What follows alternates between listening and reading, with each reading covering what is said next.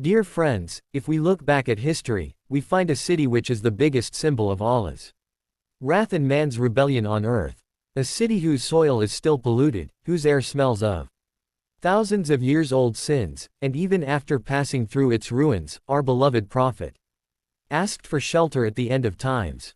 This city is Babel, the ancient city of present-day Iraq, where the first and greatest tyrant king of human history, Nimrod, ascended to the throne. Nimrod had power, he had magic, and in his mind, he had this idea that he could, God forbid, go to the heavens and defeat God. And in this passion, he ordered to build a building that could talk to the clouds, which is called the Tower of Babel or the Tower of Babel. This tower was not just a building, but it was the first proper headquarters of Satan on earth, from where disbelief and magic were spread all over the world. In the Holy Quran, the mention of Babel has also come in reference to thunder and lightning and magic, which proves that this region has been the center of satanic sciences. But when Nimrod crossed his limits, God struck this tower with a single blow, and changed the tongues of the inhabitants there so that their unity was broken. But friends, remember that buildings can fall, but satanic thinking does not die. Today, thousands of years later, the same Tower of Babel is being rebuilt. But the question is, that today, thousands of years later, why are the powers of the world taking so much interest in this ancient region of Iraq? Why are the armies of the great superpowers scattered there? Why are the ancient monuments being excavated there? We will discuss all this in detail in today's video. Therefore, I request you to watch this video to the end to get the complete information. So, dear friends, the fact is that this reconstruction of Babel is not just a plan to protect the old buildings. Rather, there is a terrifying conspiracy behind it, whose links are directly connected to the coming system of the Dajjal. You will be surprised to know that when the foreign armies occupied Iraq, their first target was not the oil wells, but the ancient ruins of Babel. A very large military base was established there, and it was forbidden for the common people to go there. Investigators and informants claim that Nimrod had built some basements and tunnels under his tower, where he would imprison the devils or contact them. The ancient ruins and strange objects found there indicate that in that era, humans had some dark knowledge through which they could contact other creatures. Therefore, today's superpowers are in search of that same lost knowledge. They want to rebuild this minaret of Babel and make it the central office or headquarter of the Dajjal. Because the Dajjal's system will be based on magic and deception, and there is no better center of magic than Babel on the entire face of the earth. Therefore, the ancient things that came out of there, the soil there and the thousands of years old signs buried there are being excavated so that those satanic powers can be revived, which had been sleeping there for thousands of years. Dear viewers, remember that our beloved Prophet said that the doomsday will not come until the mountain of gold dries up. This river of gold passes through the same side of Babel, and today this river is drying up rapidly. Some people say that this will be the real gold, and some believe that this will be the same ancient Babel technology or treasure that will help the Dajjal rule the world. Friends, remember that when this minaret of Satanism will be completed on one part of the earth, in Jerusalem, will be made the capital of the world, its direct effect will be on Madinah Munawwara. There are clear words in the Hadith that the population of Baitul Maqdis is the desolation of Madinah.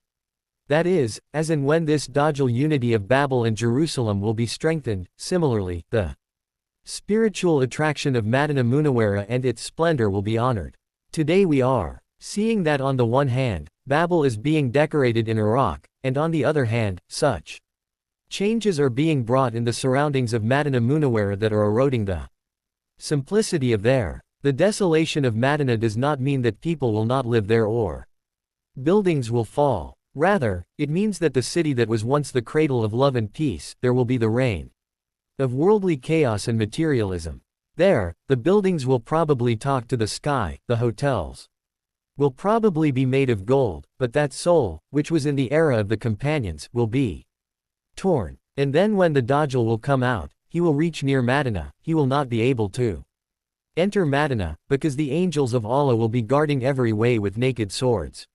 He will make a hole in the noisy ground outside Madinah, and standing there, he will point to Masjid-e-Nabawi and say, "Look, that is the mosque of that white palace." At that time, 3 terrible earthquakes will hit Medina. These earthquakes will be so severe that every person who has the seed of a mustard seed in his heart, who is only a Muslim by name, he will run out of Medina in fear and fall straight into the lap of the Dajjal. In this way, Allah will purify his beloved city from hypocrites, as if he removes the stain of iron. But friends, just think how heart-wrenching that scene will be, when the streets of Medina will be empty of everyone except the lovers. This is the same desolation that has been mentioned. This minaret of Babel is actually the basis of the same desolation. The uproar that will arise from there will weaken the faith of the people so much that they will leave the peace of Medina and run to the chaos of the Dajjal. Today, these excavations and constructions in Iraq are not an ordinary thing. These are preparations to lay the throne of the Dajjal, and it is a pity that we Muslims are caught in a dream of heedlessness. And friends, we also have to understand that this minaret of Babel is not only limited to Iraq, but its signs have spread all over the world. If you pay attention, then the design of the current European Parliament building in Europe has also been made like this incomplete minaret of Babel, which is shown in ancient paintings. This is not a coincidence, but it is a silent declaration of the world powers that they want to complete that incomplete mission of Nimrod. That is, to create a world where it is not the command of God, but the rule of man's own desires. The biggest weapon of Babel was magic, which has been mentioned in the Quran in the incident of Harut and Marut. And the biggest purpose of this magic was to differentiate between husband and wife and relationships. Today, look around you, are today's social media, internet and screens not working the same way? Today, people are sitting together at home, but their hearts are away from each other. Every person has become a victim of loneliness by getting lost in his own screen. This technology is actually a new form of Babel magic, which is mentally enslaving us, so that when the Dajjal comes, we understand its imaginary heaven is reality. Dear friends, this reconstruction of Babel is a warning for us. It is an alarm that time is running out. And now it is up to you to decide whether you want to be a part of Nimrod's shining false world, or hold on to the simplicity and loyalty of the Master of Medina and want to settle your hereafter. I pray that Allah gives us insight and protects our generations from the mischief of the future. Ameen. Ameen. Dear friends, this was our video for today. What do you think about this? Do let us know in the comments section. See you in the next video. Until then, take care of yourself. Allah Hafiz.